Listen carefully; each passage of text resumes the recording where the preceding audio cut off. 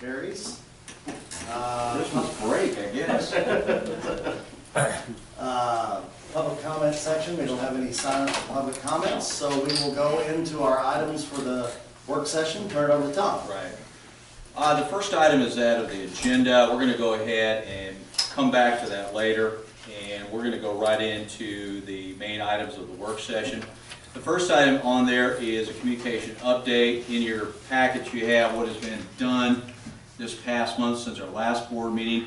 Honestly, there really hasn't been much done as far as what the communication director has, or the intended communication director has been doing.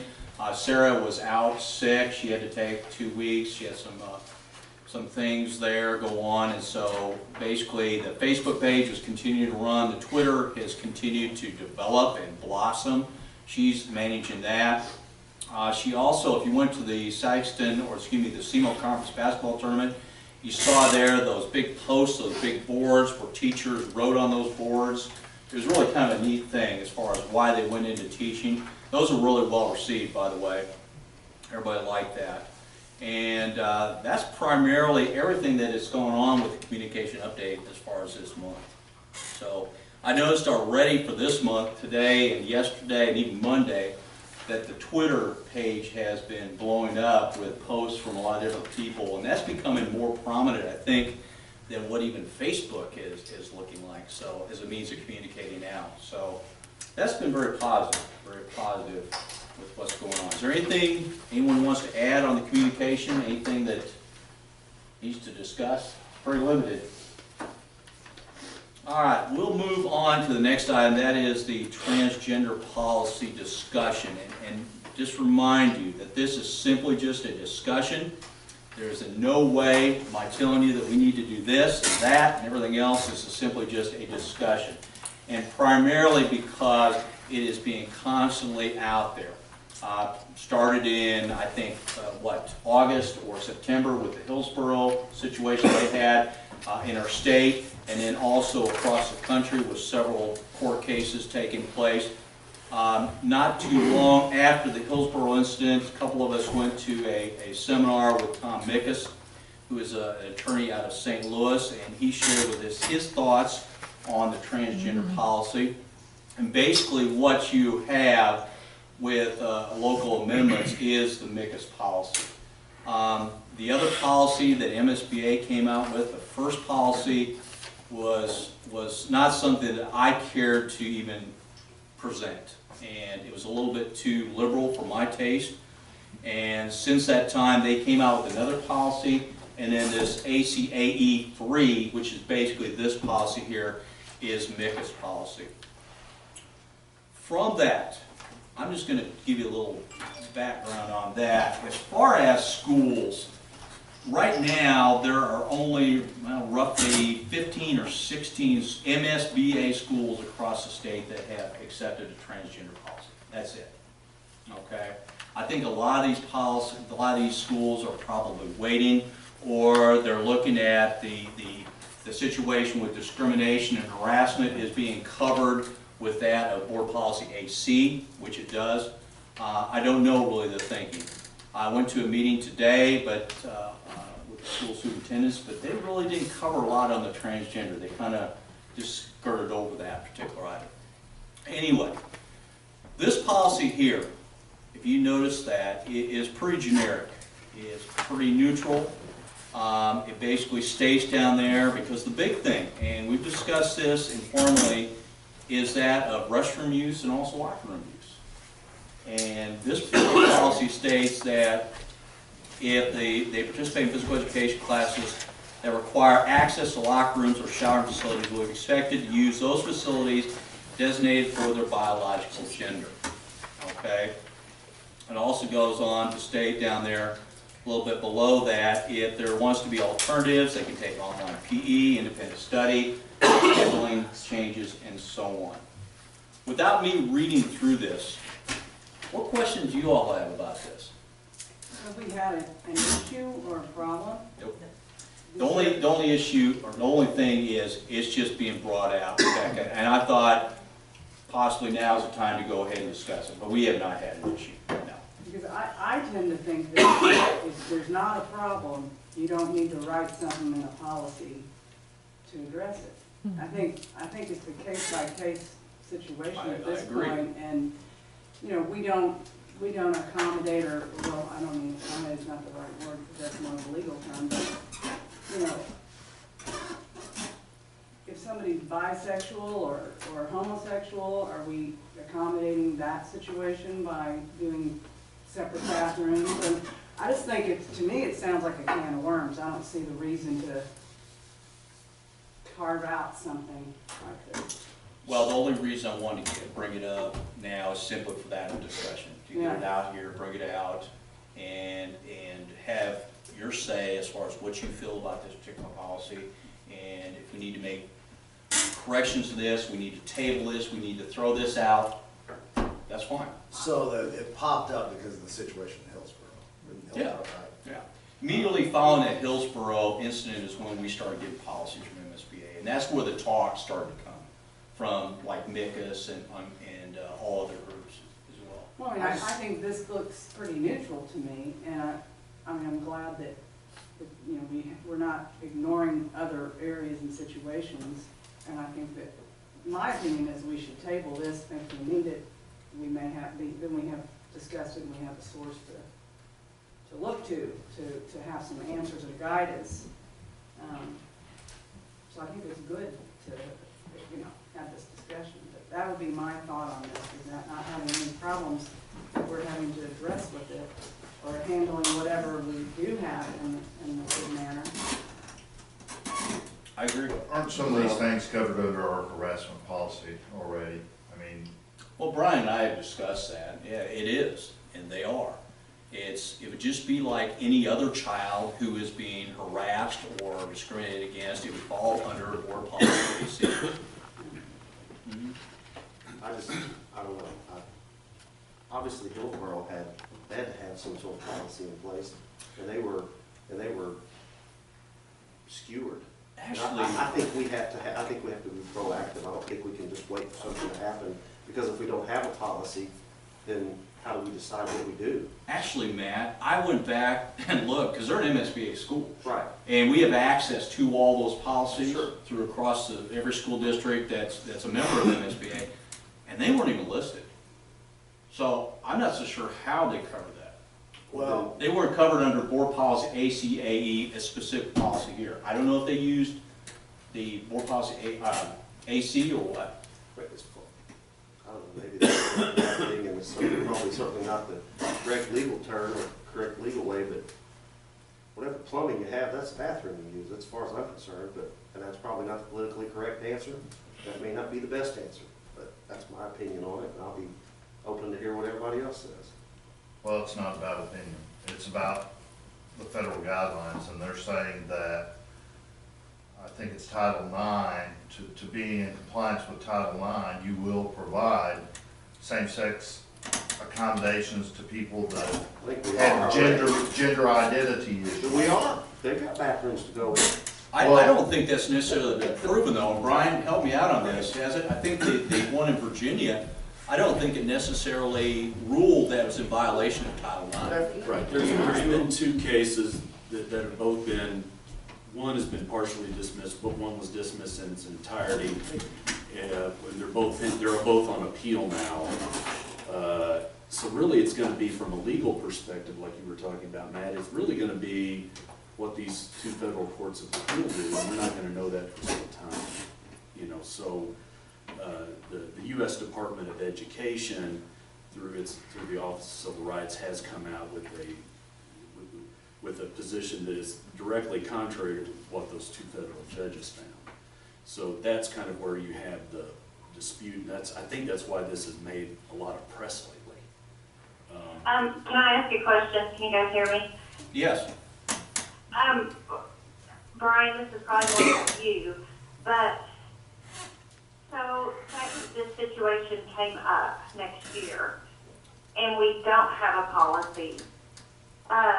Would it be better to have one that is pretty neutral, like the one that Tom brought for us to look at? Or would, I mean, my question is, would we be forced into making a policy that we can't all agree on or agree with if we didn't have one in place, if this incident came up? Well, obviously, if something comes up, the school's gonna have to deal with it. And I think where I would differ with what I've read in with what some other school districts have done, I don't think that having a policy insulates the school district from any adverse legal action. If you're asking me just as a lawyer, I don't believe it's gonna be how it's applied, and it's gonna be whether a judge eventually determines if it complies with Title IX and whether you have to, and the 14th Amendment. Okay. So I mean, that kind of goes to Rebecca's point of why we even have to adopt one. If it's not going to help protect us, then why do you put one down in writing? I think that's a legitimate point. I guess the other side would be is if it comes up, what would be Our procedures to deal with it, correct? we would have to put some type of procedures in place That seems on a kind of- case-by-case It basis. seems reactive, though. I guess that's Well, but a I lot of don't things want are- to be reactive. Yeah, a lot of things are reactive in the administrative world, in education. You know, a lot of new things sprout up all the time. I think you could take a number of examples of different issues, and you could say, well, let's make a policy for this. What if this happens? What if? We could what if to death so many social issues right now.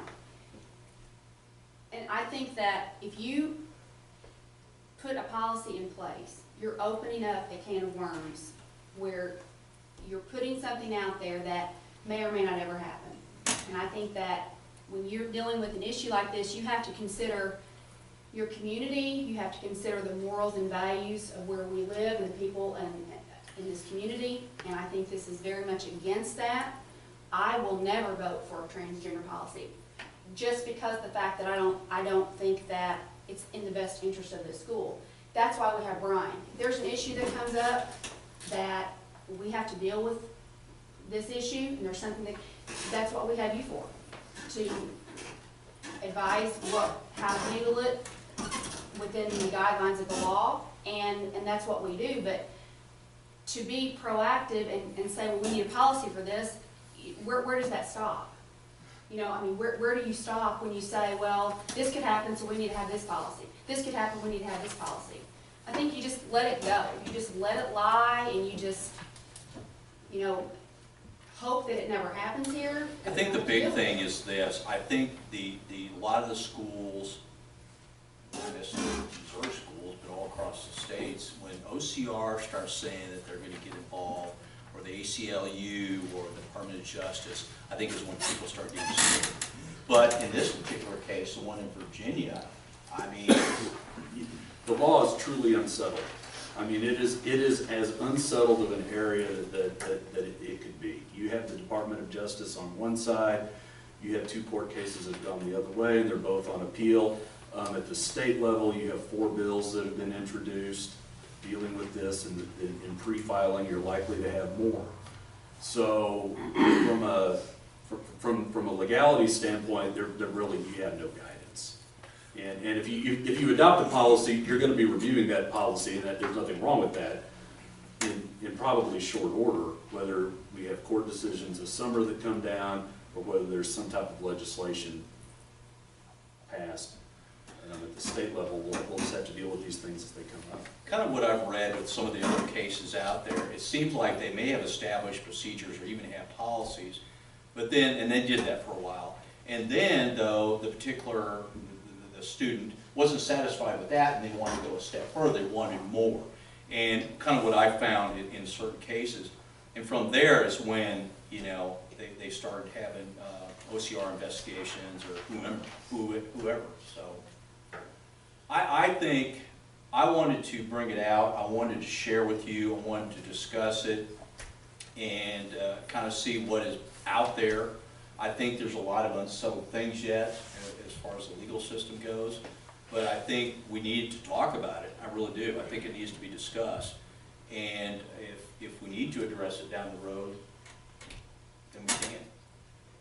Just as a matter of practice, I don't think it's good management to just wait and see if something happens. Yeah, I understand this has to do with some legalities, but in Yeah. general, let's just wait and see if it happens. I don't think that's very good management practice. At least it's not my business, but. But if it's in the court system, it's like Brian said, until it gets I agree. festered out and drawn out, the policy that could be adopted, maybe no. We might be back discussing it again at a later time. I tend to agree with Heather. I hate to see us adopt a transgender policy just because Oh, that's that's what like it is. I think it's silly we have to have this discussion. I mean, I totally agree with both of you. But there's all kinds of things that the Department of Justice and all these different, organizations, that you could say, well, they could come in here and sue us for this or this or this. I mean, there's all kinds of different scenarios that you can give of where there are threats of these different organizations threatening to sue. And like I said, I just think that, we shouldn't deal with this issue and even discuss it, because you're just opening up something that's not an issue yet. It's gonna stir up a lot of controversy in our community. And Well, I don't think it will. I don't think it's gonna stir up. I think once they understand that it's just simply for discussion purposes only. Is that what you're talking about? no, I'm Or talking go- about if you wanted you want to a step adopt a further? policy. When we don't have, when we don't have an issue, and if you do have an issue, then you, just like any other issue that comes up, you deal with it. There may be issues that come up that we don't have policies for, but we still have to deal with it. And you deal with it the best way you can, and you move on. And that's, like I said, that's why we have Ryan. Any other comments? All right. Let's move on.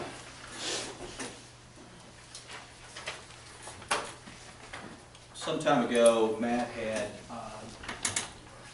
been talking about the school protection officer, and the school protection officer is something that came up last September.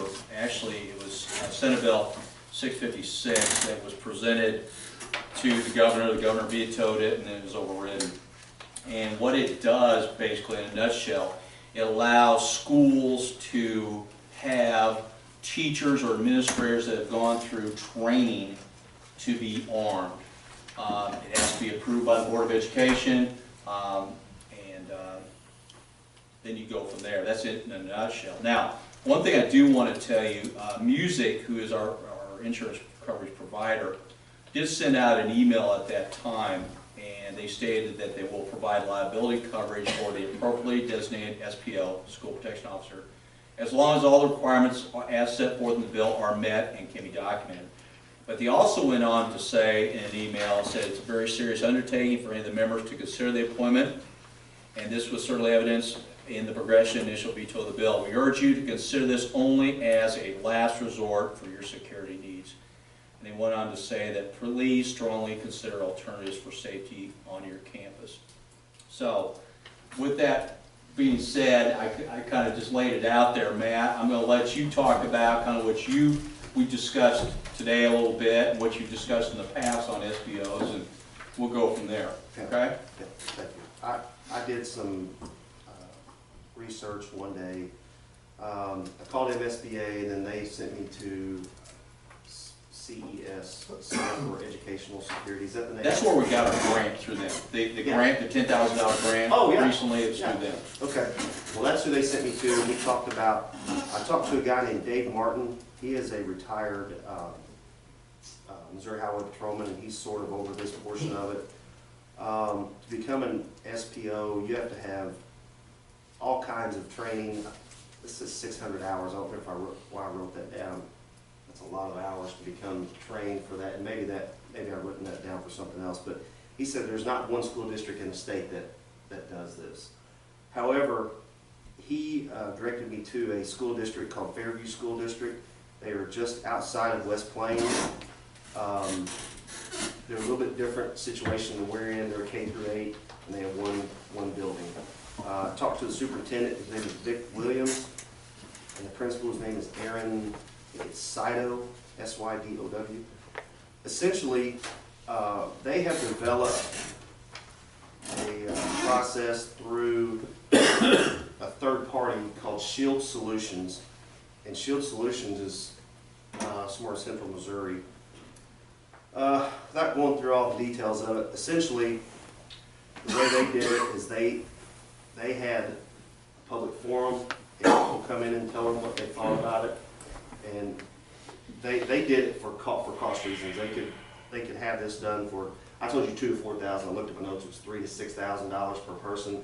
This is, they're essentially having SWAT team training and things like that. They're not going to have just stand out there and blink at a target. I mean, this is some entailed training. They would have, let me find that, what we talked about, 3 8-hour trainings per year. That's after the initial training.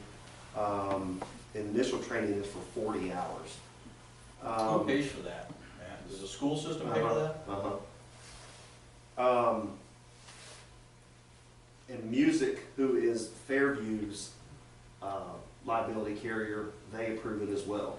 They will provide their liability coverage. The prerequisites for this: first, the person that does that has to have their conceal and carry permit. You have to undergo a psychiatric evaluation, a drug test. They have to get past the initial training, and the training they have for firearms is 90% or above, which is higher than just standard training. They want somebody that really knows what they're doing. They had questions asked by their local DPS and by the patrons of their school district. He said there are 6 to 8 schools in the state participating in this. Fairview, Climax Springs, Warsaw, and I wrote some others down, but then I went on this Shield Solutions website and seen that Hornsville is one of they're undergoing this as well. The thing Tom and I talked about today, I think one of the things for us that would be tough is that we have so many buildings, and if you had 2 or 3 people per building, you'd have a lot of people, and so I realize that, but I think that unfortunately, and first of all, let me say, this is sort of like having the life insurance conversation with your wife. I don't really want to have this conversation, but unfortunately, in the time and place that we're in, I think it's at least a conversation we have to have. They have 4 people that have undergone this training, the principal, and then they have people, again, they've got one building, they have people in selected locations that are kind of strategic locations for them. And they said they'd be willing to come talk to us if we're interested in even going that far, to even listen to what they have to say. Aaron said he would come over and bring the director of the Shield Solutions, and his name is Greg Martin, and he's an ex-Missouri Highway Patrolman that's retired. I've got a lot more details on that, but I don't want to bore you with it. But essentially, if it's something that we want to look at, there are options that are available. And I also talked to Drew this morning, and with the tax that was passed recently, they are hoping to have some more SROs. We talked about that. We've got 3 right now, and if we're able to afford it, and they're able to afford it with this tax, we may be able to have some more, which again may make this point moot because we've got more than 3 campuses, and I just don't think, well, we'll deal with it if it comes up. I don't think that's a good response even to something. Tom, you talked about the liability insurance. Does our costs increase if we were to enact I something don't like think that? so, does it? No, not the way they use it, not the way they charge us. I just feel really leery about a teacher who is responsible for their kids and then giving them another duty as far as being armed. I would like to look at, because it is a concern, we talked about it, there's a lot of concerns out there. I would like to look at more along the lines of SROs and beefing up that program again. I mean, we started off with 5, I think initially, and we're down to 3 right now. And I can see when the SROs start getting in the buildings and they start working with our students and they start knowing our students, you know, they develop a relationship there. Sure. And that carries over into the community, and it's been a very huge benefit for us. I agree. You know, in addition, and we talked about that the SROs aren't always there, but I'm telling you what, they're there a lot. They're roaming around a lot. And I just know as a high school principal, whenever I needed assistance and I didn't have an SRO, I got somebody there pretty quick.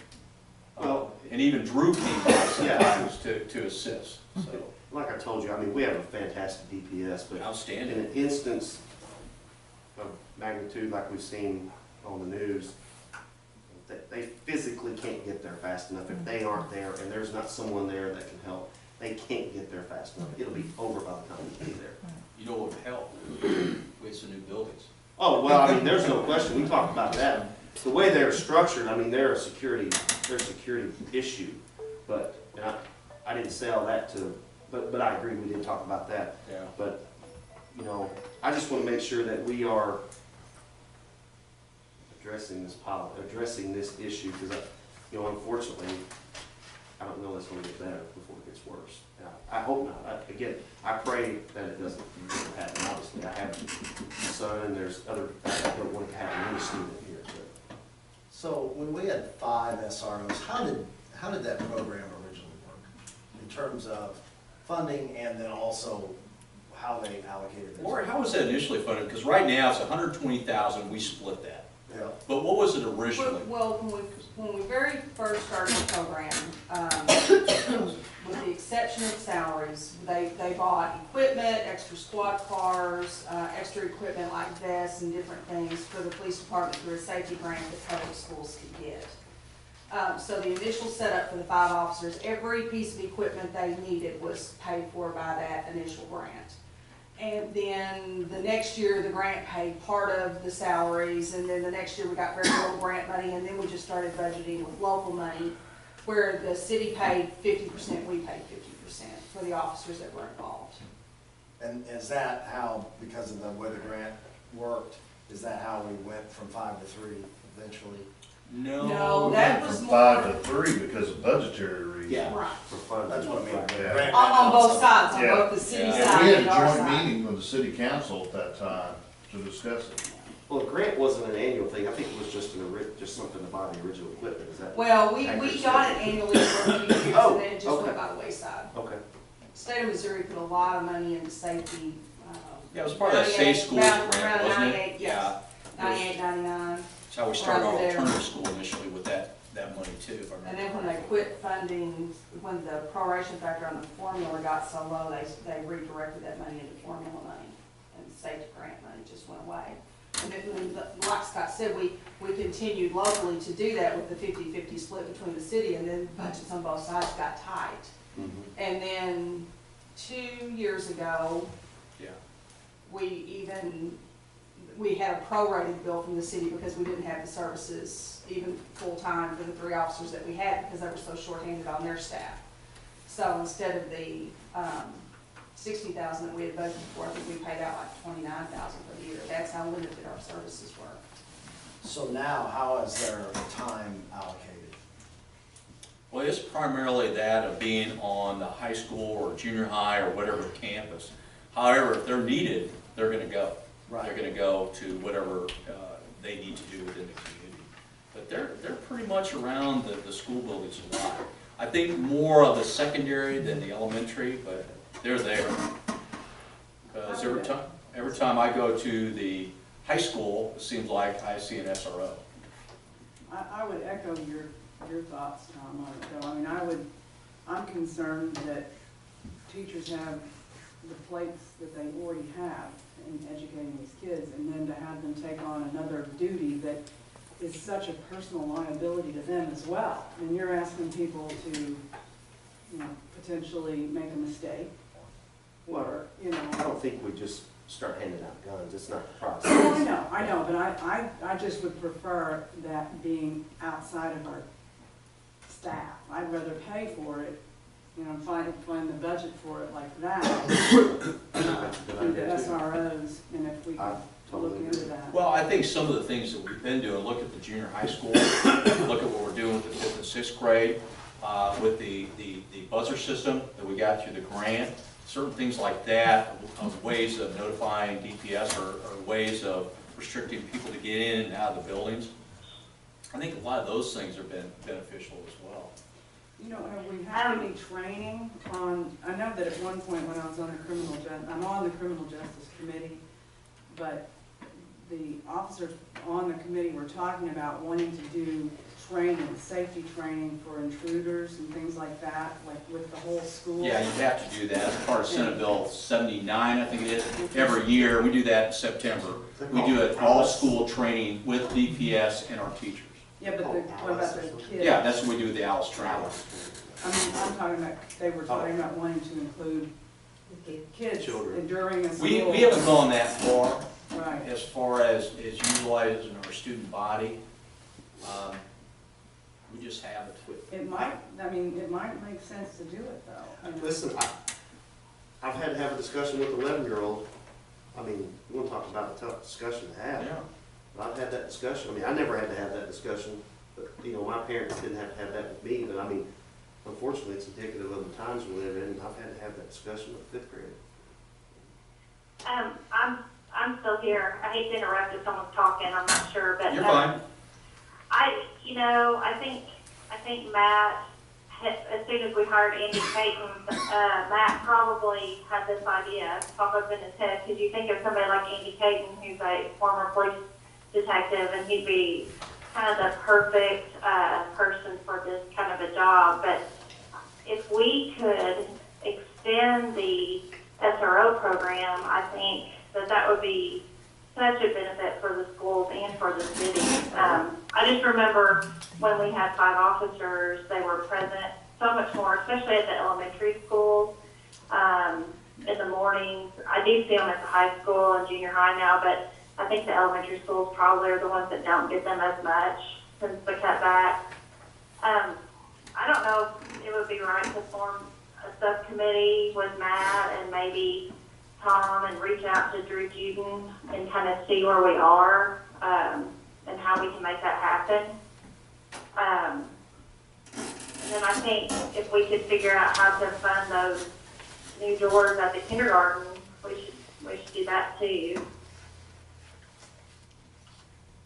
I don't know if that's already in Mike's funding for next year or not. I'm not aware of it as of yet, but I do agree. I think there needs to be some type of building modifications to each and every one of our buildings within the district. I agree. It might just be something that, and would that fall under, like Scott Azel's committee? She's coming Tuesday to present to us. Yeah, there's something out there that it might fall under what Scott's doing.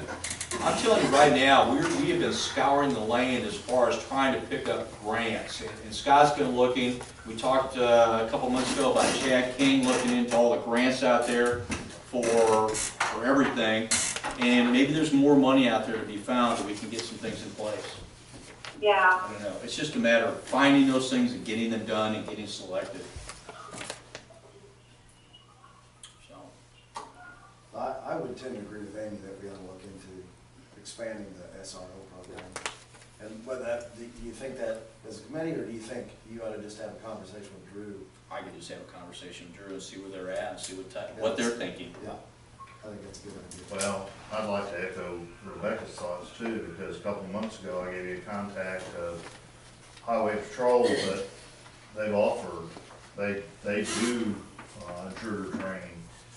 And if it involves, you know, having the students involved in that, I think we need to look at heightening up the type of trainings that we have for the staff and maybe for our students as well.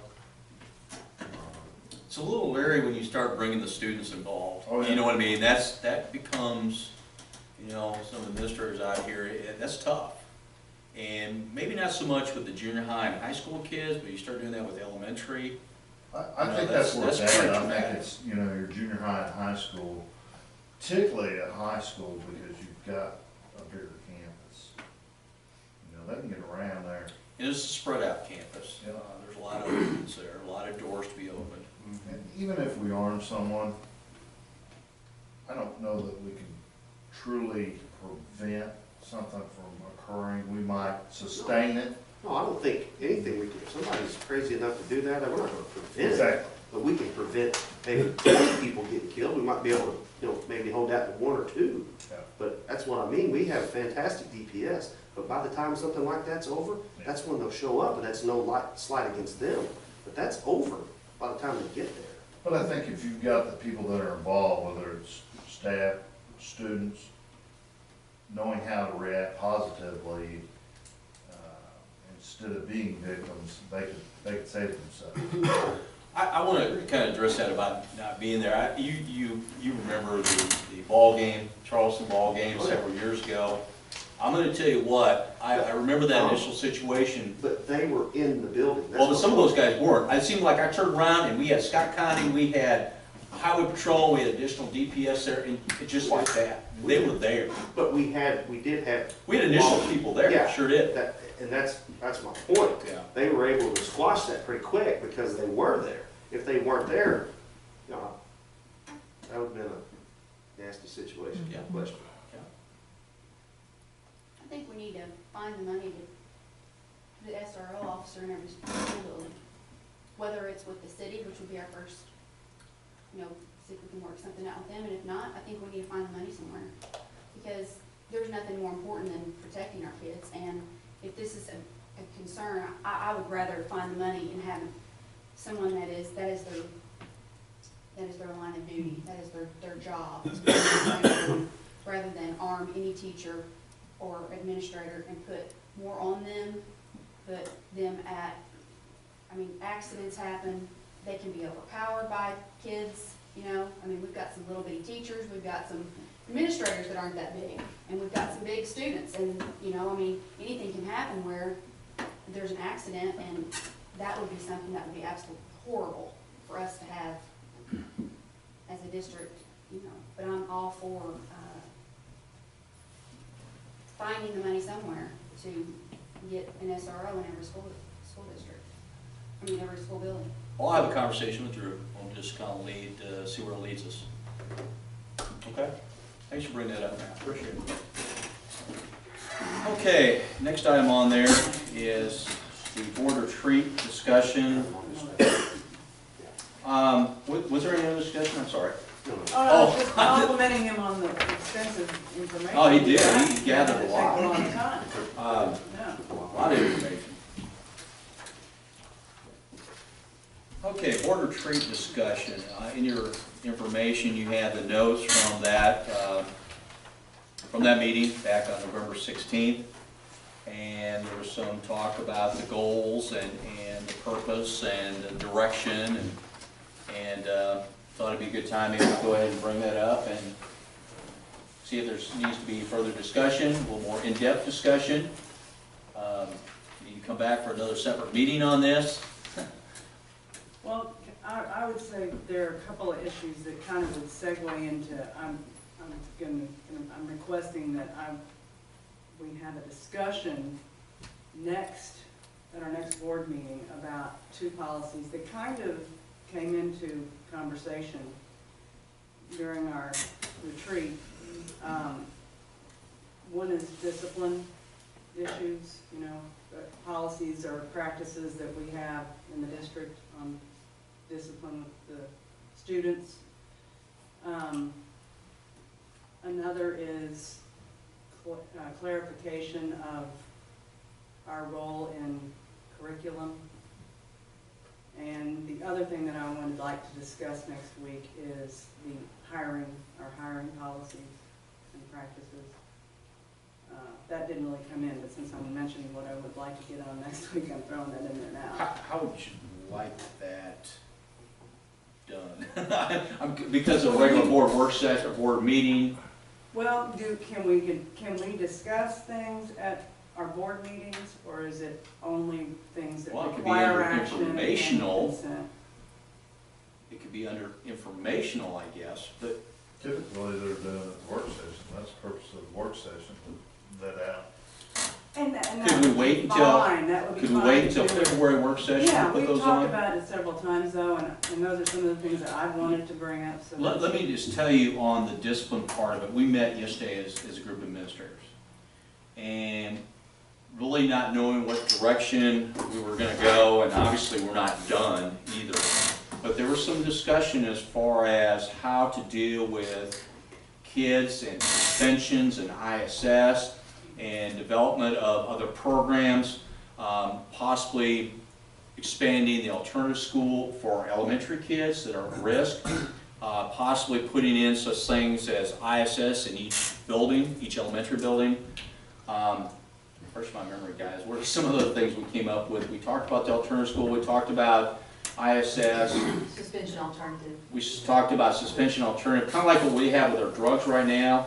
You have the 45-day suspension for possession of drugs, but then you also have the suspension alternative, which means I can do 10 days of OSS, 10 days of BI or ISS, and then go through somewhat of a counseling program too. Right, well, and So- that it ties into our MSBA Yeah. meeting and the Yeah, things we learned at exactly. our tables, that how other schools. There was a handle those lot of things. different ways in which other schools did things. Mhm. Some of them were good, some of them I don't know where they were going, but I thought the discussion yesterday kind of spurred some further discussion.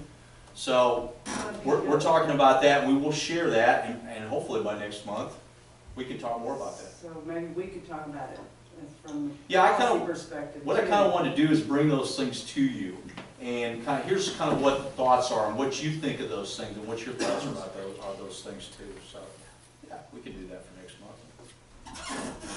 What's your other one, Rebecca, hiring? The hiring, our hiring policies.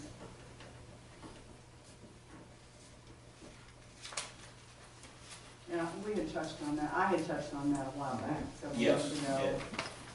And I'd just like to put that back on the, Okay. We can do that for February work session, sure. thank you.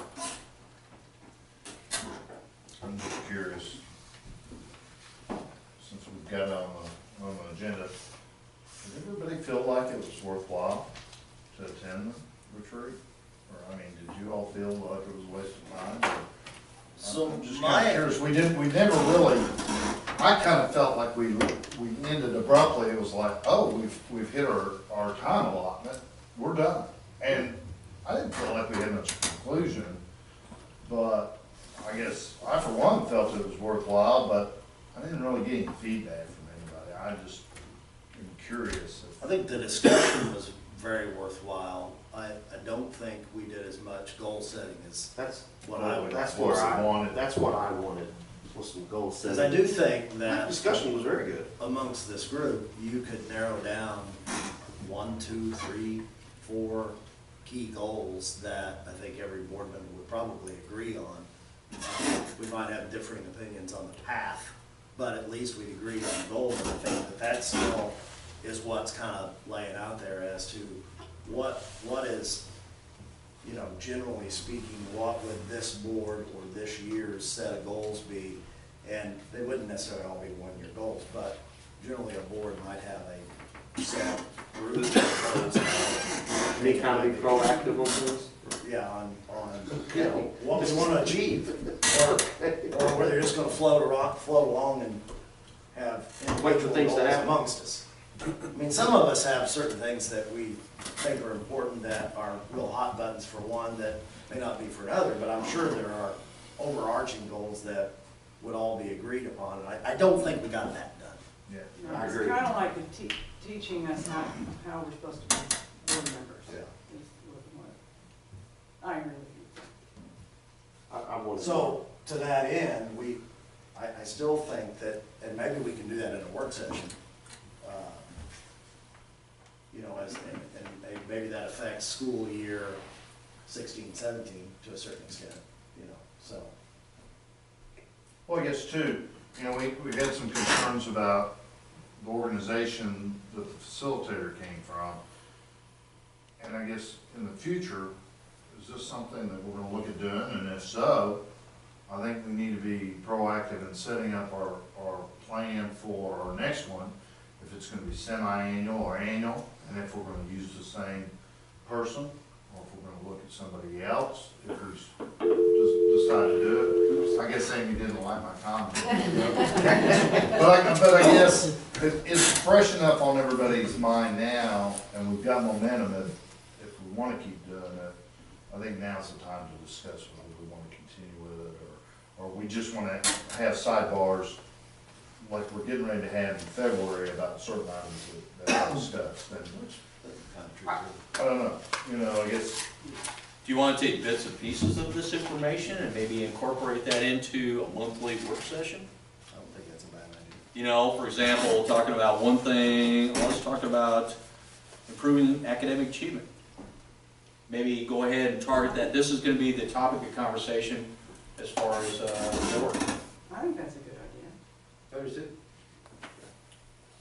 See how it goes? That was easy. We do that online, on the Yeah. whiteboard, you go through, you have your consent agenda items, and you go through the financials and all Mhm. that. But then every month, and once a month, you have a big picture topic that you discuss. And I find that to be helpful as a board member. I mean, you have it's almost like a mini retreat. You're discussing something that you're trying to get accomplished and maybe how to do it, why it's important. But you're not overwhelmed with Exactly. 100 things that you Yeah. need to do. Okay. We'll include that for next month. And go from there. Any other discussion on that?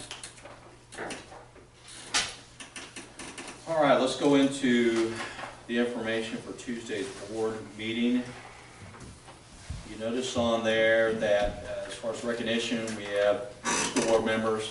Although it's the latter part of the month, we're going to go ahead and recognize you this month as opposed to February. I don't know why we did that, but we used to do that in February, and I always thought that was kind of backwards. So we're going to go ahead and do that prior to School Board Recognition Week.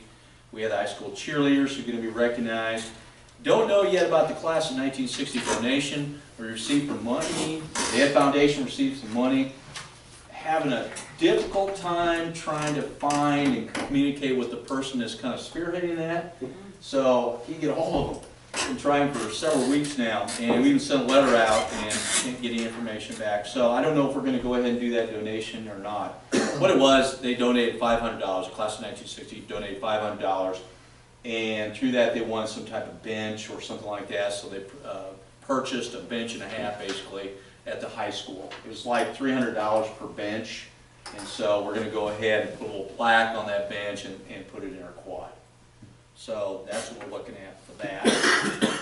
We also have the accountability plan. We have the guidance and counsel report, school safety report. Yeah, and at that time too, if you have any questions about school safety and what is being done and kind of grants out there that Scott has looked at, it'd be a good time to ask him because he's been looking into that stuff. We also have the special education report and then also the grant updates will be presented for informational next week. The next item is not something I really want to share with you because last month it was really good, and that is on the student enrollment, and this month it's not very good at all. Actually, we went down 58 kids from last month. What we found, breaking it down, we lost 28 kids in the elementary, 18 at the high school, secondary level, and 12 at alternative school. Now, part of the alternative school kids have one dropped out, the rest of them graduated. So that's positive. We had those kids graduate a semester through the credit recovery program. How many of those? It was about 11, yes. We had 4 that moved out of the country. We had a family that moved back to wherever. We had 16 that moved out of state. We had about 3 or 4 dropouts, and they may decide to come back to school here later time, but they initially dropped out. We had 1 homeschool, 2 private school, and then unfortunately we had the one that was deceased here recently. So that's kind of a broad scheme of things of what we're looking at as far as our school enrollment. Now, tomorrow could be a different story. because that's kind of how it works out this time of the school year. Early in the semester, you'll have a lot of kids, a lot of families move into the district, and they'll be enrolling those kids in here soon. So that's kind of where we're at right now. 3,383 kids. We're down 58 kids from last month. Okay. Discipline, you have the discipline summary there from this past December. Notice it's fairly limited, and which is encouraging. That's Short good. month? Short month. 3 weeks. Sorry. Yeah. I mean, that's reality. That's what it is. Next, board policy. I included back on there CBG evaluation, superintendent, CFB evaluation of principals. And I'll tell you why I put that back on for consideration. Back in October, September, reviewed that, board decided not to do that. MSBA sent a note back to Shannon, say you may want to really consider this. And I'll tell you why, and you guys can think about this, okay? Their reasoning is this. And I'll just go through it. I'll read them right off the sheet. It says these policies include the standards for evaluating superintendent principals. The previous version of the policy did not include the most recent version of the standards. Another point they brought up is that the essential principles of effective evaluation done by the State Board of Education are not on our existing policy. And they also included in there that House Bill 1490, which prohibits the sharing of evaluations with state and federal agencies, is also not on that particular policy that we have right now. Now, one thing that they did say for the board to consider is this, that if you don't like all the other language, seriously think about the essential principles, which are part of the evaluation criteria. Think about the standards, which are also part of that criteria. And then also the statement about releasing that information out to any type of federal or state agencies. I'm concerned about these essential standards and the things that we don't really have control over here that can be changed at the state level. And if they decide that there's going to be a 50% evaluation, 50% of the superintendents and the principals and the teachers' evaluations are going to be based on school to state assessments, then we have already a policy in place that has to accept that. And I don't like that part of it. I'm fine with saying we can't release the information to the state. I think of all things, I think we need to have that particular piece of information in there. I really do. I think that needs to be. Yeah, I'm good with that. I think that's fine. Jan, was there anything else through your conversation that she brought up other than the email? No. Just in what they had there? She said she would send me the specifics, and so that's what she sent in. Okay. Well, the principle, the other policy, CFB, is the same, basically, just different wording than that of the CBG. Tom, with these two policies, MSBA and DESE, of course they want these policies to be adopted. The next thing that you're going to see is evaluation of teachers. That's coming next. Well, we've already gone through that. We tabled that. And the thing about it is, the piece in here that says you can't share information with state or federal agencies, that's fine, and we can add that to an existing policy, but what they don't tell you is that anybody that's a contractor that's listed as a contractor of a school, which can be a business, a corporation, individual, has access to any information they want to. So even though this sounds like it's protecting you all, it's really not.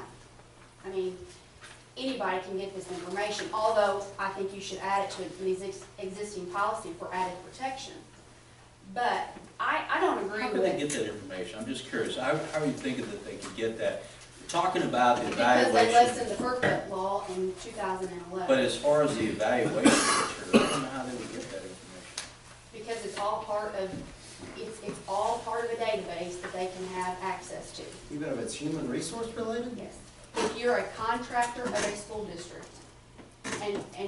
So you're saying with this, Heather, because I don't know that I agree with this or not. You're saying that if Cape Girardeau wanted to get Chuck Mays' evaluation information, they could do it? If you looked up 2011, Arnie Duncan changed the FERPA law, which gave third-party people that are deemed contractors of school districts. So then when we want Access. something in the policy stating that it's prohibited? No, because it's a federal law. It's a federal, it's part of FERPA. Doesn't that fly in the face of, Yeah, disclosing personnel records? yeah, and I can't imagine. Sounds like it. FERPA deals with the student Student. records. And you're really, the evaluations would be a personnel record issue. So, and obviously, we all have concerns about student records. And FERPA goes, it is a broad umbrella. You're right, they said certain contractors can access that information, but they have to meet certain criteria and things like that. Whether those are adequate or not is a political discussion. But I really don't think that an evaluation of an individual would be accessible by any outside I contractor. think that there's, I think there's differing sides on that. I don't know if evaluations are, you can say set in stone, no they can't, or yes they can. I think there are two sides to that argument. We could certainly say you can't. Well, of course we're going to as a school district, but I'm saying that may be out of our control. Well, and I would mention this, FERPA is not a ceiling of privacy, it's a floor. Mhm. So you can have more, you can afford more privacy to records than FERPA requires. So I think then again it becomes probably more important that there's something that says, we're not gonna share this information with outside people. And as you probably know, there are various state, in addition to what was in 1490, there's also some bills out now that address these issues at the state level. Again, the federal law is a floor, not a ceiling. Mhm. So, And I think anything that you put in policy that can protect anybody in our school district is, I think we should do that. I'm all for it. and if any contractor would say, you know, anybody who does business with the school, I want these personnel records, I'm making a FOIA request or a sunshine law request, they're probably gonna call me up and say, no way.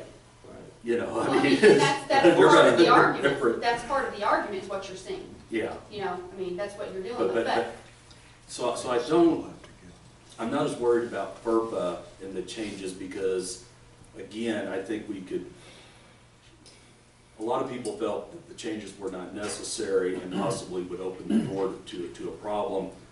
I think it is fortunate that local school districts and states have kind of said, no, we're not gonna do this. And again, that deals with the student records, not the evaluations. So I think we're okay on that, but. and you may be right, I'm just saying there is discussion on both sides of that issue because there is a very misconception on both sides of actually what is allowed and what is not. Yeah. Having said that, I think that adding this to an existing policy is great, but, you know, do you want your evaluation, Tom, to be based on student growth at the school district?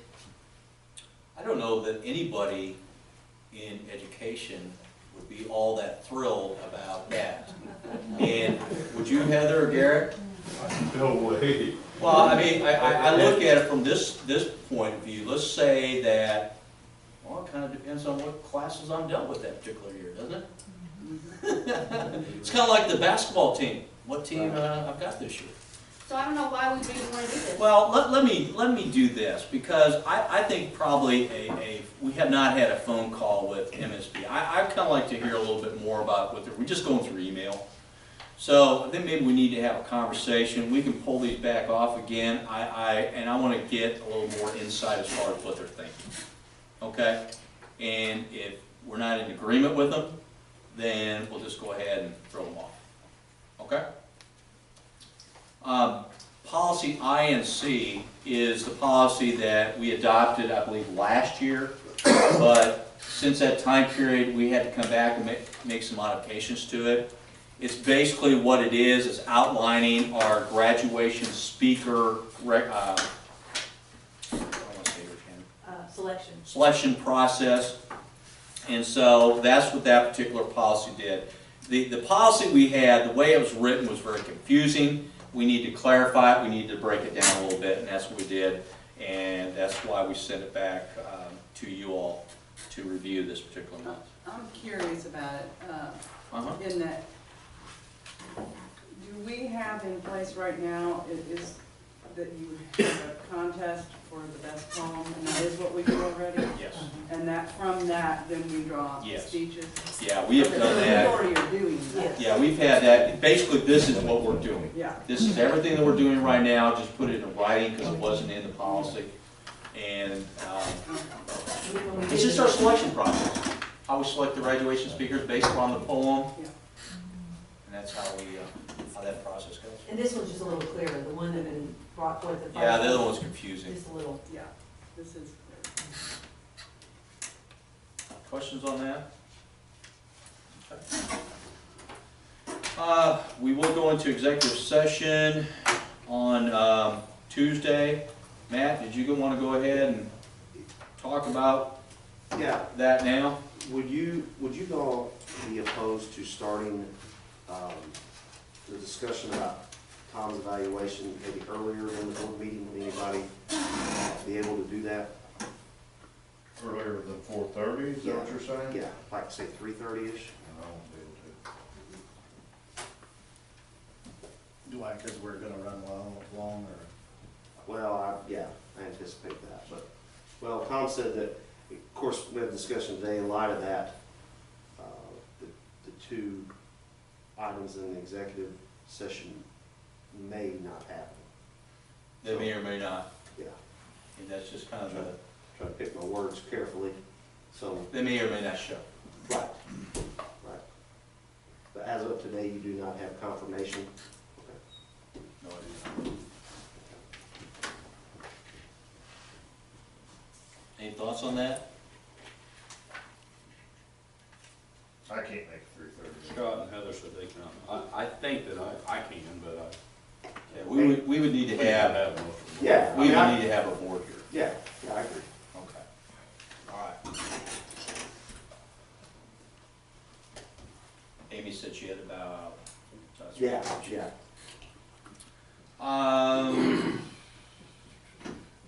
We will be adding to the required action section, a budget adjustment. And that's basically because of the grant that came in.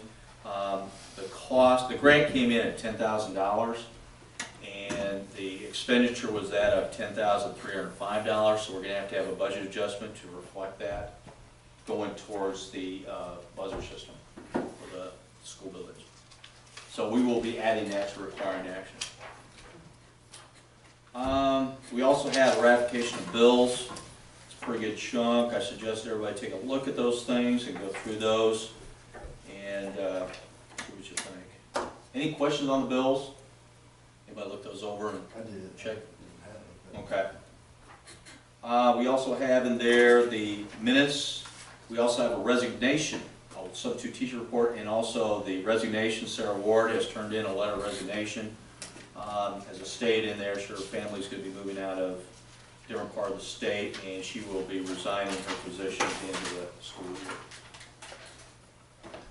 We have approval of the math curriculum, the curriculum that was discussed last month. Is there any discussion on that? I'd like to have that removed from the consent agenda. And placed where? Well, I really don't even want it placed anywhere because I would like to request that we get the actual curriculum. What do you mean? Well, because what was given to the board is the actual standards. I gave you the standards, I mean, I gave you the learning targets and the standards were, I gave you the learning targets that were cross-referenced to the standards. And Well, the course description and course rationale, yeah. that's what we've always approved. Well, I pulled up I've got what you gave us, and I pulled up I just took 4th grade just because 4th grade. And what the curriculum is exactly what the standards are, almost word for word. And so we don't, as a board, we don't approve the standards because that's mandated through the state. So there's no reason for us to even approve this because this is something that we have to do anyway. So what I want is, I want to see the actual curriculum. So I'm sitting here thinking, there's been all this discussion of what are standards and what are curriculum. So I went to Desi's website to get clarification of what actually is curriculum. And I found I'm this. surprised you're able to find anything. In On Desi. that website. And I printed it off in case anybody else wanted to look at it. Of what, go. I have copies here. What are you requesting, Heather? What would you like to see? I Well- guess, is that what you're trying to? I'm just trying to explain it, okay? It says here, this is off Desi. If you all want to see this while I'm reading it, you're welcome to. I made copies, so you can pass it down or whatever. It's talking about the standards versus curriculum. What's the difference? And it says the standards simply state, first of all, it says Missouri Learning Standards include Common Core State Standards for English Language Arts and Math. The standards simply state what students are expected to know at each grade level, and then it gives an example. Standards make expectations for students as clear as possible to parents, teachers, and general public. They are similar to setting goals for learning, except the schools often go above and beyond standards for those students who are ready to learn more. Then on the next page it says, on the other hand, curriculum is largely the day-to-day, week-to-week scaffolding of skills teachers use to help students reach the standards. Curriculum is what students do in the classroom, the homework they have, and the myriad of ways teachers carefully select the activities to increase each student's learning.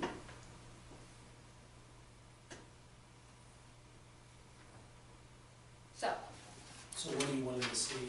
So I want to see exactly what they're saying the curriculum is. I want to see what students do in the classroom, their homework, and what our teachers are going to teach. That's what Desi is saying is the definition and the difference between standards and curriculum. And if you go to our board policy, which I looked there too, it says the board will review and approve each curriculum guide developed by the district. The curriculum committees will study, revise, and/or develop curriculum programs and guides for specific areas of study. During the review process, the committees may solicit community, parent, guardian, and student opinion relative to the content areas. Curriculum guides will be developed by the district in all areas to keep abreast of present needs. So our policy states, Actually, we don't have curriculum guides like we used to, which were booklets of guides. We don't have. They're online. Which is Yes. That's part of the BYOC, right? so then I went to, because I know that there's going to be discussion on, we've had discussion on what are guides, their guides aren't really curriculum. So then I went and I found in HB 1490 where it says that each local school board shall be responsible for the approval and adoption of curriculum used by the school district. So when we talk about what is our job as a school board, our job as a school board is to approve curriculum. And if you go to Desi's website, their specific, what they say curriculum is what I read. It's what we're doing in our classroom. It's what our teachers are going to teach. It's what we're using to teach. And all those different things like that's what a curriculum. There's no need for us to approve the standards because, I mean, that's the state. We're mandating. You're approving the curriculum, what we teach. And the standards are, you're right, what comes from the state. The learning targets are built from that. And then we have the topics and units and such that we do. If you're wanting to see the homework and approve the homework that every single teacher gives in every single class, first of all, I don't know how in the world we would ever assemble that information because homework can change depending on where the kids are and what they're doing. Second of all, does the board really want to approve every single homework assignment, every single activity that takes place in the classroom? No. I'll give you what you want, but you're going to have to tell me what it is you want. I'm giving you the same type of curriculum that's been approved year after year. We've approved course description, course rationale, learning targets. There were times that we went years without approving curriculum. And one of the things I've done the last 2 years is I made a point to put the curriculum forward to you every single year so that you can approve. So you decide what you want and tell me. But I can't give you, I mean, you're telling me you want every activity, every homework assignment. You said those words. You said that's what you want. Let me finish, please. I can't provide that to you.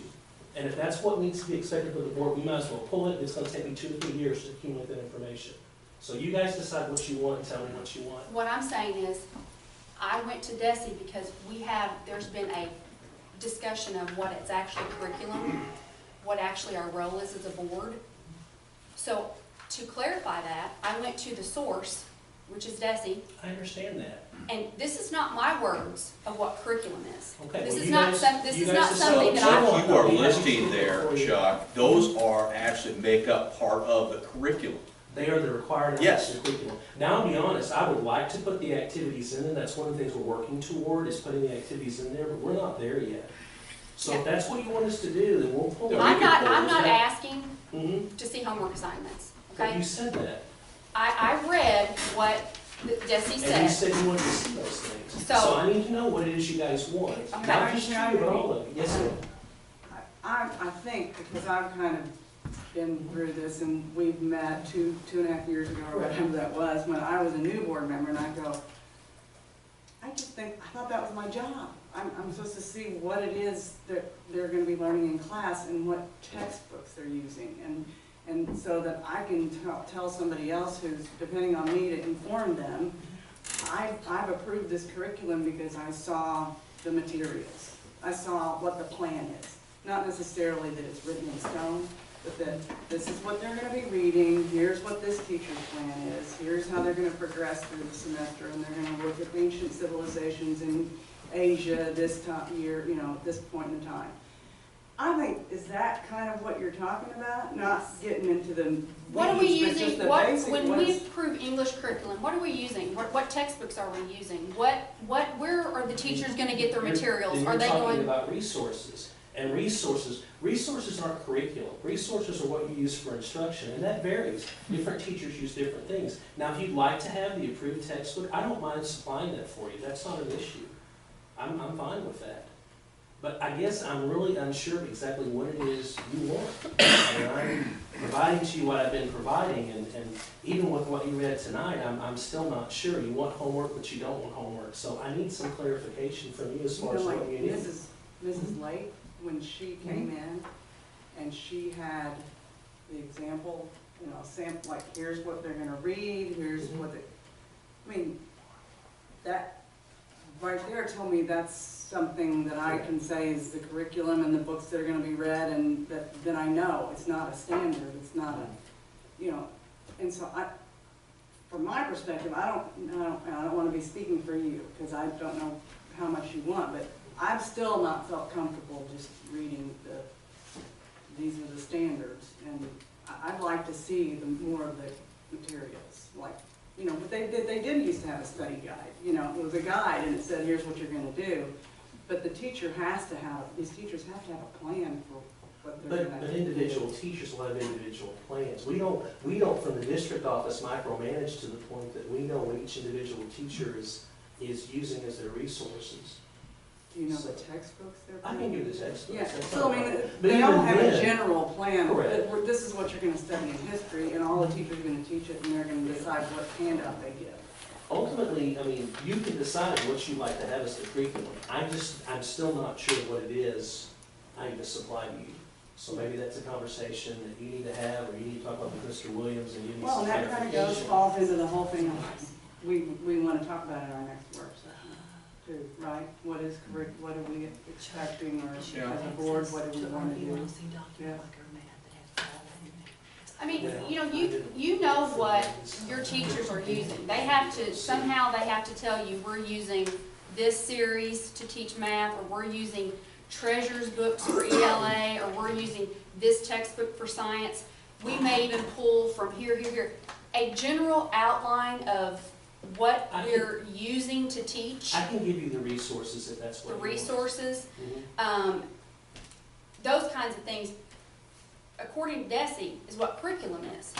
And so, Heather, I'm not trying to be disrespectful, but I know what curriculum is. well, And I understand and that. I'm not I saying can that give you don't, I'm just resources. saying, Chuck, that this is off of their website. Mhm. And, I mean, you can call them and argue with them about it. I'm I'm not trying just to argue reading with what you, is I on mean, here. I understand, but you keep telling me this is what curriculum is, I'm just saying, I understand what it is. I think what we need to do is this, I think we need to maybe come together as a smaller group and kind of make a decision as far as what needs to be included within this packet.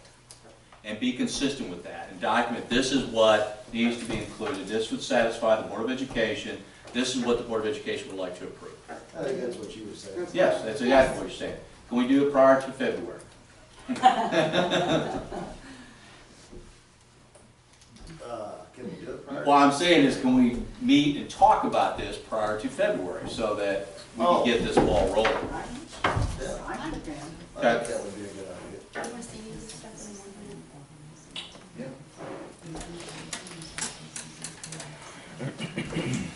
I would think that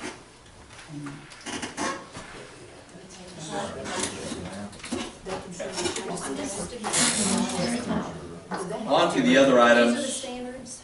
This is Did- what it should I'm be. sorry, guys, did you have further questions? Are you talking about a small group of people? I'm talking about a small group, and what I was gonna do, is I should clarify myself, I'll just go ahead and send out an email to maybe 3 people that would like to meet, 3 board members that would like to meet, go ahead and discuss this. And I have I think a full it's version great. of it if you want. Heather, would that be agreeable? I didn't hear you, I'm sorry. That, send out an email and get 3 people, 3 board members to come together and discuss this and set up criteria as far as what you would like to have presented to be approved. And then bring that. And then bring that, Policy yeah. as to what. And so we can move forward on this. So we don't have to have a discussion another 2.5 years. You know what I mean? Because we may have a new board member come on too that may have similar questions. Okay? Yeah, and if, you know, more than 3, that's fine too. If there's 5 people want to show up, you're not saying we're limited. Well, we just have to post it. Oh. Yeah. Okay, In the board meeting. I'm So how are you trying. gonna decide who the 3 is? It's up to you all. Who would like to tell? I'll ask right now. Hold on. Skip across my notes. I think you should. I think Heather and Rebecca should. I definitely think so. Depending on when it is. You sure bring a lot of historical context to this. Well, and depending on when it is, I wouldn't mind going, but, And I mean, I would if he applied. Okay, here's what I'll do. I'll send out a calendar invitation. I'll give you a few days. We'll see if we can't come together for an hour or 2 and hash this out. All right. Okay? Yes, it would. Wasn't that in our? This was, but it's just a side by side, what I was Oh. discussing, that's the only reason I did it, and then here's. Okay, we'll move on. We have several other items on consent. We have the sale of surplus property. We have some welding equipment that we need to surplus. We have approval of those board policies from last month that were there for your consideration. I want, another policy pulled, DGA, please, off the consent agenda. It's dealing with. DBA. Oh, DGA? DGA, mhm. What's the reason? There's a part in it that I don't like the wording on, where it says federal and state grants, funds, or programs. Unless otherwise specified in the federal or state grant or contract, the superintendent or designee has the authority to sign necessary assurances and compliance documents on behalf of the board.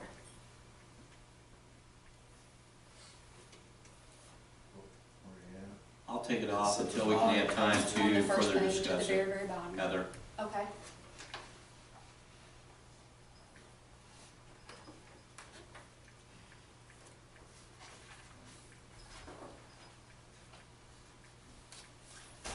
Where's it at? Just give it. On the very, very bottom of the first page. Page 1 of policy, page 3. Yeah. what would you rather see in place of that? I think that any kind of assurance or putting the district in compliance with something needs to be board approved. Okay, you're down on federal and state grants? It's on page Page 3, 3. section page 3.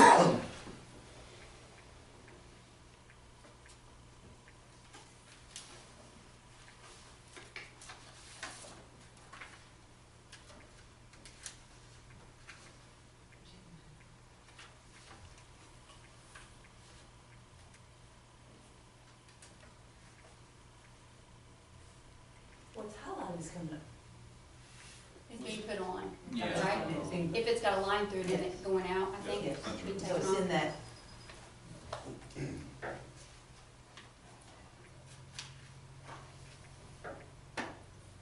Okay, but Heather, that would be like what Lynn, help me guys, this would be like what Lynn deals with kind of on a daily When we basis. invoice, like we did Yeah, the with, other day, to get our federal money for that month, I have to check that there's an insurance box with a statement, it's all the stuff contained in that Exactly. are true and accurate. Just to get our, so are you Money that's requesting that each and every particular policy or procedure like that, or assurance or document, come before the Board of Education prior to being signed? Is that, am I reading you correctly? I feel like if we're going to accept a federal or state grant or contract, we're gonna enter into a contract or get a federal or state grant, that it needs to be board approved. I don't think that says that, Heather. I think this is once the contract is in place, then they have the ability as managers of that grant to sign those assurances. Well, then it says underneath there though, before signing, the superintendent or designee will verify that the assurances and documents are accurate. All the documents will be made available to the board upon the request of any board member. Okay. It doesn't say that federal, state grants or assurances or compliance documents or contracts have to be board. Where does that say that? Let's do this, because I'm not so sure it's all that, I don't think it's all that complicated. seems like more of a procedure to me. Yeah, it is. I mean, that once Well, we the get this intent money, is that that's somebody something. who can sign, but I can tell you every time we submit our budget for federal programs. for That's what it's Title I, under. Title II, and Title VI, we have to go through assurances and check those, and basically it's just if we're compliant with different things, Yeah. and that's, I'm assuming, and you can probably find it, that our ability to enter into those contracts is probably a different policy you're right, that there is under, I'm sorry. than we this. just did it the other day, I each think one of this those. is the procedure we already have in place. It's been put in this policy because of the Omni, whatever, the The new, new requirements. because there were several Missouri policies that didn't have required federal specifications. It wasn't that we weren't already doing the processes, it just wasn't spelled out, because just like that desk monitoring that Lynn and I have to do at the end of this month, it says, do you have this in your policy, do you have this in your policy, do you have this in your policy? This is where MSBA's gone back and cleaned up to make sure that wording was in there. Well, correct me if I'm wrong, Lori, but doesn't the board president have to sign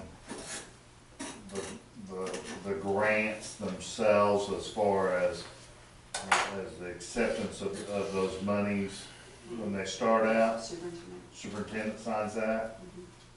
Well, that's probably where you're hung up, right, Heather, on the accepting money that's tied to assurances. The stuff that you're talking about that we all know of, I'm Wouldn't not talking be- about that. The way I'm reading it is accepting money, saying that this district has to do this, to accept this money, or some kind of contract that's giving a superintendent or designee the authority to sign. I'm reading it without board approval. Now then up here at the top, it says a contract, has to be approved by the majority of the whole board. But then down here, it's confusing to me. I read it, and I understand why it sounds confusing. I read that to just say is they're just able to sign the compliance certificate. That's already been board approved. Yeah, that's the way I read it, but That's what I'm hung up Yeah. on. maybe we just need to I'm not make the hung up language on clear. checking For- assurances for federal grant or anything like that. Yeah. You know, Yeah. it was very confusing to me of what actually that entailed. Okay, how could we reword that to make it, you could say not to agree, something along the lines of, help me here, Brian, something along the lines is not to agree to a new contract, but simply to agree to the necessary assurances and compliance documents as required by a previously approved Yeah. contract for grant or services. Maybe Yeah, something like compliance Yeah.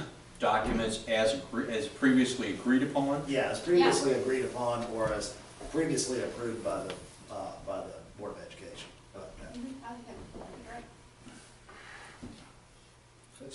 says in paragraph 2, but it's just not. It doesn't follow up Yeah, down. it Right, just, to it was this just one. follow up. confusing to me. Jan, you getting down that? there. No. I thought you were. Is it just- But I will. I wasn't kidding today. I think it is gonna follow through. Yeah. Just kind of add to it Okay, as. so the superintendent designee has authority to sign necessary assurances and compliance Reference documents in there. as previously agreed upon by the Board of Education, and leave off that on behalf of the board. And then- Do I need to add more Comma language? on behalf of. Comma Yeah. on Comma on behalf of the board, got it. And that way, it would be consistent with the contracts, like Scott said. Yeah. And then It's we, true, I wanted- because of clarification reasons. I hate to be the alarmist, I just wanna make sure that we're still being in compliance with the Omni thing, so. yeah, I think we'll have to Well, rewrite it and let's- run it past Yeah. because they've pretty much spelled out. Let's pull this off then, anyway, and we'll go back through this and We're just check. trying to clarify. Well, anytime you make board local approves amendments, stuff. you have to run it by Right. NSBA anyway. You're right, Yeah. you're right. But I think we'll go ahead and pull it off anyway. Okay. Well, you could check and see by Tuesday to see if. Yeah, I would just, what would happen, I'd just move it If away not, just from, pull I just move it away from consent and bring it to under required action. That's what we'll do. Well, and if they can't, give you a read by Tuesday, just put it back on consideration. It's not. Good, yes. That's not throwing in your hands, we don't need to do, right? Because we've got something in place that allows. Yeah, we're fine. Go ahead, for a motion to adjourn? All in favor, please say aye. Any opposed? Thank you, guys. I got a quick question I should ask, when we're on superintendent evaluation. We did discuss possibly getting some MSBA training, and have we? Have you, did you not get that? I didn't get anything. The Pay for it. the evaluation. Okay, I'll check on tomorrow. Okay.